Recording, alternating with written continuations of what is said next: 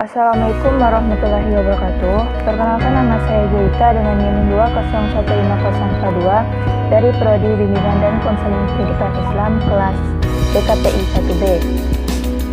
Tugas mata kuliah Pancasila, dosen pengampu Bapak Agustin MPD.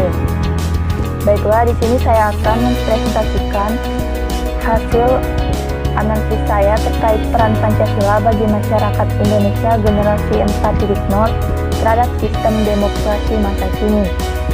Di zaman yang penuh dengan persaingan ini, makna dan nilai-nilai Pancasila harus tetap diamalkan dalam kehidupan kita agar keberadaannya tidak hanya dijadikan sebagai simbol semata.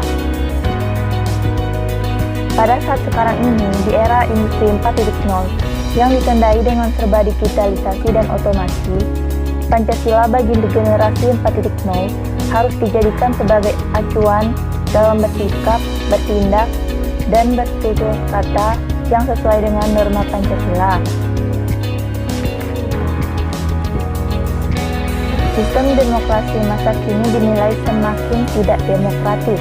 Selain itu, pada masa sekarang, apabila warga negara memberikan pendapat dan aspirasinya kepada pemerintah, seringkali suara mereka diabaikan. Pemerintah memutuskan sendiri mengenai segala sesuatu yang harus dilakukan tanpa mendengarkan aspirasi rakyat. Pelaksanaan demokrasi tersebut semakin dirasa tidak sejalan dengan konsep yang seharusnya dari rakyat, oleh rakyat, dan untuk rakyat. Banjir informasi yang terjadi di era 4.0 ini menjadi tantangan setiap negara. Menyadari situasi tersebut menjadi tugas penting bagi Indonesia untuk menggemakan kembali Pancasila. Kaum milenial memiliki peran yang sangat strategis dalam menyukseskan pembangunan demokrasi di era 4.0 saat ini.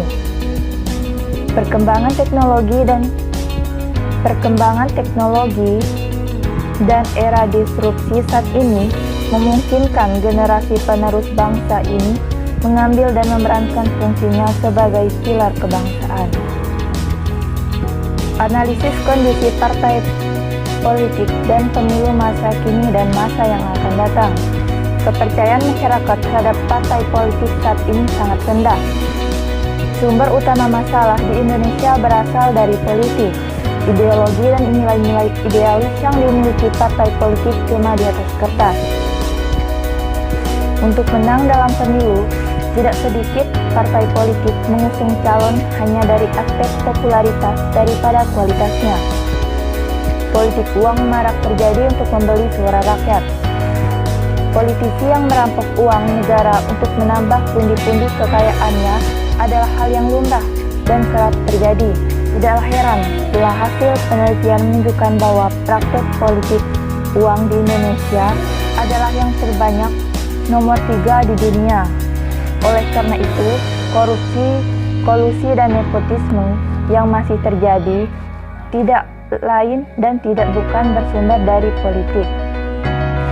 Secara umum, pemilihan umum di Indonesia lahir dari konsepsi dan gagasan besar demokrasi yang berarti keterjaminan kebebasan, keadilan, dan kesetaraan bagi individu dalam segala bidang.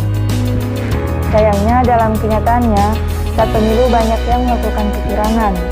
Pembelian suara rakyat menjadi hal yang lumrah dalam pemilu. Semoga di masa depan baik partai politik maupun pemilu di Indonesia bisa menjadi lebih baik ketimbang sekarang dan mengutamakan kejujuran dan keadilan. Baiklah, hanya itu yang dapat saya sampaikan. Saya akhiri. Wassalamualaikum warahmatullahi wabarakatuh.